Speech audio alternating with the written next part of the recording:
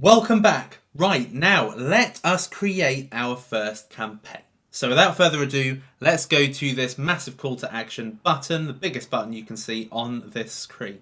Create your first campaign. So now we are going to name the campaign. So your campaign name should reflect what it is you're promoting or trying to sell or get conversions of. Okay, so for me, it will be my Python course. And after I've put Python, what I'm going to do is I'm going to select the countries that I'm going to target. So I am going to target US.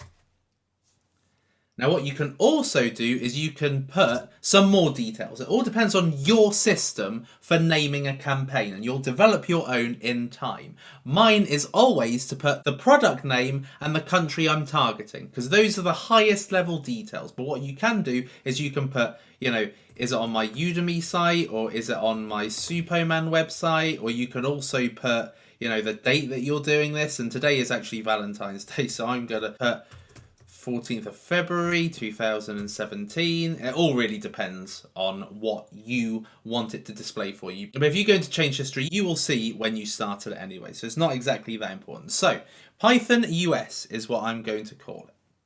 Now we need to select the type of campaign. So it defaults to search network and display select. Now I'm going to show you what each of the different types of campaign that you can have on Google AdWords. So the first one is search network with display select, and what it says here, it's the best opportunity to reach the most customers. Then we've got search network only. So this is on the Google search page. So the ad will appear to people when they are searching for particular keywords. Okay.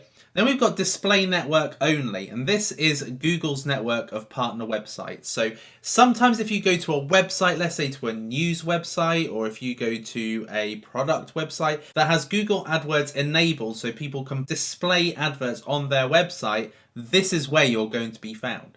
Then you've got shopping ads. This is the best way if you've got an e-commerce site to get people to come to your shopping channel and buy your products. And then you've got video. This is Google AdWords for video. This allows you to promote your YouTube videos. Okay, so this allows you to promote your YouTube videos not only on YouTube, but also on these display network websites as well.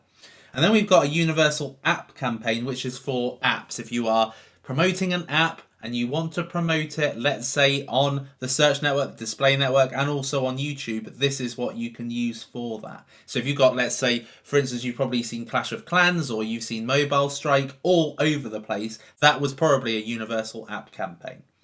So it defaults to search network and display select. So as you can see, that's a combination of these two. So not only are you going to be found on Google's own homepage, but you're also going to be found on the network of Google's partner website, so all websites that display Google ads.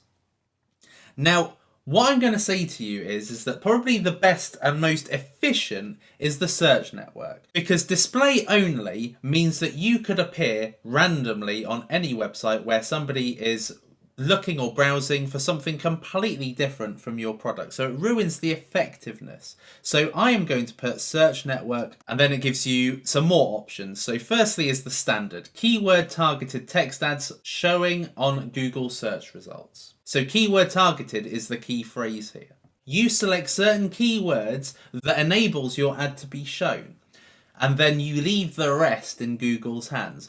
All features means you have complete control over the process. Okay, it gives you more sophisticated features, I suppose, than the standard gives you. And you have more control, which means that Google aren't going to rip you off and take money off you for non-effective ads. So all the control's in your hands if you select all features. So I'm going to put all features.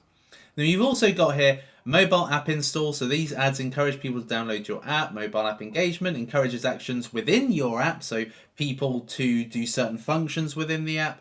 Dynamic search ads. Ads targeted based on your website content. And then you've got call only. Ads that encourage people to call your business. Now we don't want any of these because, again, it compromises the effectiveness of your particular ad. You want to have complete control over what people see, why they see it, and how they interact with it. So that is how you select the appropriate type of campaign, and I'll see you in the next lecture.